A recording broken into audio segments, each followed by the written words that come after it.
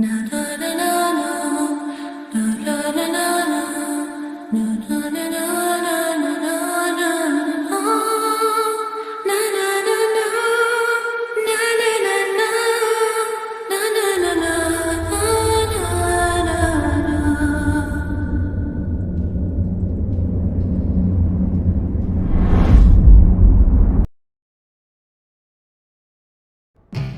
में रहने वाले कुछ टीनेजर्स एक दिन पुलिस स्टेशन पहुंचे अपनी एक दोस्त की मिसिंग रिपोर्ट लिखवाने।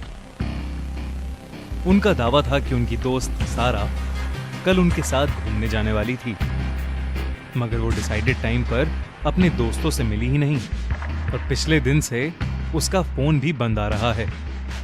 किसी को नहीं पता कि वो अचानक कहां गायब हो गई। पुलिस अभी रिपोर्ट दर्ज ही कर रही थी कि पुलिस स्टेशन में एक अजीब सा कॉल आया। फोन पर किसी के रोने और चीखने की आवाजें आ रही थीं। बार बार पूछने पर भी पुलिस को कोई जवाब नहीं मिला, तो उन्होंने नंबर ट्रेस किया और वो मामले का पता लगाने निकल पड़े। फोन ट्रेस करते करते वो फ्लोरिडा से कई किलोमीटर दूर आ गए थे, मगर फोन की एग्जैक्ट लोकेशन अभी भी पता नहीं लग पा रही थी। तभी पुलिस वैन में बैठे दो ऑफिसर्स ब्रैड और डेरेक ने रोड साइड पर किसी को गिरा हुआ देखा। वो दोनों वैन से उतरे और उस बेहोश इंसान की तरफ बढ़े। वो बेहोश लड़की और कोई नहीं बल्कि सारा थी। उसके दोस्तों ने रिपोर्ट दर्ज कराते हुए उसकी एक फोटो भी पुलिस को दी थी, जिसकी वजह से उन ऑफिसर्स ने उसे तुरंत पहचान लिया। सारा का शरीर नीला पड़ रहा था और उसकी लेफ्ट आर्म से खून भी निकल रहा था। पुलिस ने उसे उठाया और जल्द से जल्द हॉस्पिटल ले गए। सारा को एग्जामिन करने के बाद डॉक्टर्स ने पुलिस को यह बताया कि 2 दिन तक लगातार सारा के शरीर से खून निकाला गया है और इसी वजह से वो इतनी कमजोर पड़ गई है। पहले तो ये केस किडनैपिंग और क्राइम से रिलेटेड लग रहा था, मगर फिर डॉक्टर्स ने कुछ ऐसा बताया जो सुनकर सब दंग रह गए।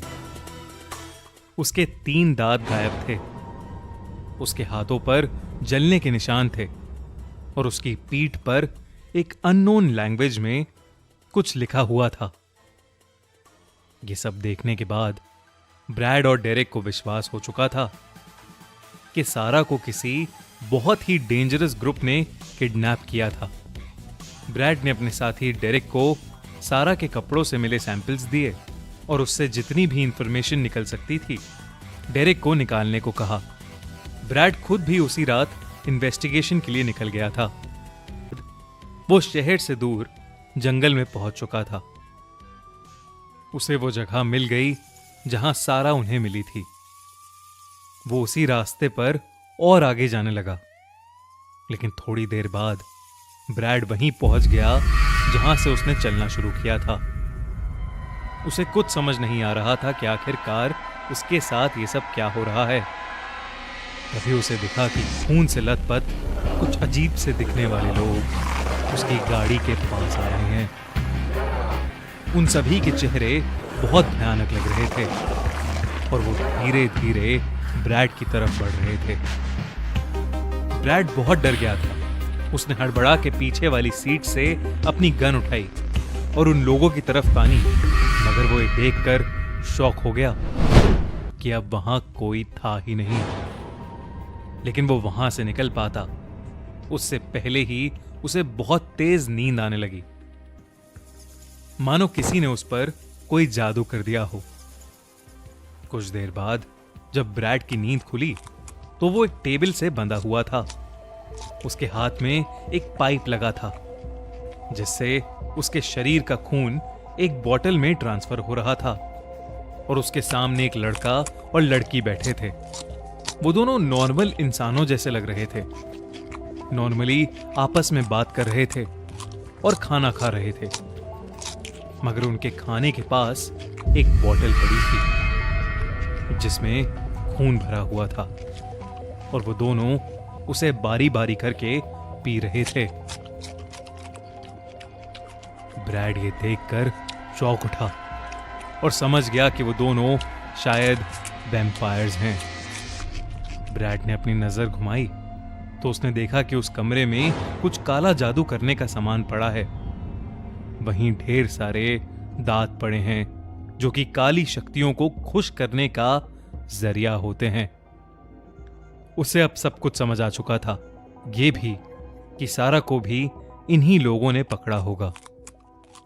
रात आते आते ब्रैड के शरीर में बिल्कुल ताकत नहीं बची थी, मगर फिर भी हिम्मत करके उसने किसी तरह अपने हाथों की रस्सी खोली और उस घर से भाग निकला। बाहर निकलकर उसे एक फोन बूथ दिखा जहां से उसने पुलिस स्टेशन कॉल किया और लकीली फोन डेरेक ने उठाया। ब्रैड उसे सब कुछ बताया जा रहा था, लेकिन डेरेक को ब्रैड की आवाज ही नहीं आ रही थी, बल्कि उसे किसी के रोने और चिल्लाने की आवाज आ रही थी। डेरेक ने उस फोन कॉल को ट्रेस किया और वो उसी रास्ते पर निकल गया। कुछ ही दूर जाकर उसे ब्रैड दिखा। वो उसी जगह गिरा पड़ा था जिस जगह उन्हें सारा पड़ी मिली थी।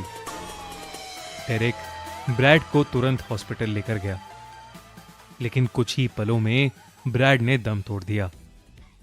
उधर सारा भी ज्यादा दिन बच नहीं पाई और खून की कमी से उसकी भी मौत हो गई। ये सब होने के बाद डेरेक ने हर दिन हर रात उस जगह की इन्वेस्टिगेशन करनी शुरू कर दी। कुछ समय बाद उसे जंगल के बीचों बीच एक कच्चा सा घर मिला, जिसके बाहर एक टूटा हुआ फोन बूथ भी था। उस घर में कोई नहीं था। डेरेक और उसकी टीम ने जब उस घर की तहकीकात की तो उन्हें पता चला कि इन सब के पीछे एक सीक्रेट वैम्पायर्स का ग्रुप था, जो कि इंसानों का खून पीकर अपने आप को जिंदा रखने की कोशिश कर रहे थे। और ये सब करने के लिए वो काले जादू का इस्तेमाल कर रहे थे।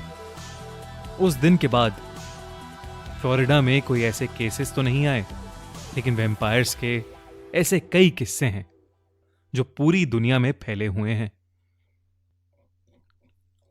ये कहानी एक सच्ची घटना पर आधारित है, लेकिन क्या आप वैम्पायर्स में विश्वास रखते हैं?